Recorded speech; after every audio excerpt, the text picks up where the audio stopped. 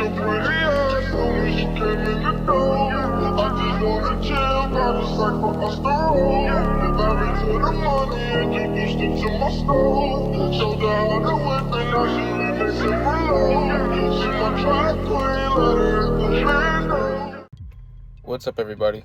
Today we have a Jeep Grand Cherokee. This car, or this truck, came from the auction, so it's a used car. As you can tell, it's pretty stained up.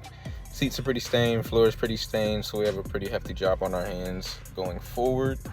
You guys should know the process. I said it in my last video. To remove stains, I have a two-step process. We use our APC and we use our PNS carpet bomber together to get stains out of the carpet. I feel like this is one of the most effective combos that I've used, so this is what I'm sticking to.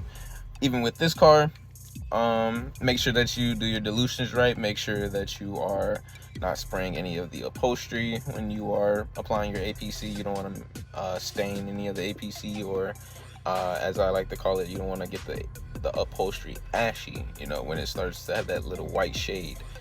That white shade comes from the APC taking off the protective layer that's covering the plastic. So like how leather has a protective coating, over time as you clean it, that protective coating, it starts to wear and eventually it's gone, and it's just straight leather. But that's besides the point. Again, I like to stress being very thorough. This car is a used car. I'm at a dealership and I'm working really stress-free. I have all the mistakes in the world that I could make, and I'm not going to suffer any repercussions. I've been detailing for this dealership for about a year and a half now, so we have a pretty good relationship. If there's anything that they see wrong with a vehicle, or they want me to touch something up, I always do it. It's never a problem. I try to never make it a habit of me forgetting to touch up things or missing spots, anything like that. It's just good habits to build, and it translates to your customers or your clients. I remember when I first started out and I was just detailing for dealerships, and that's how I got my practice. And I got about 50 cars in, like, I want to say 2 months.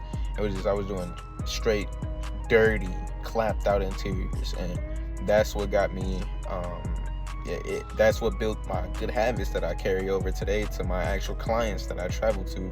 I'm very thorough, and that's actually how I develop my process of getting stains out, vacuuming, extracting, wiping down, all of that. Let me know what you guys thought about this one. Let me know how I did. Let me know if I could have did anything better. I always appreciate any tips that you guys leave me.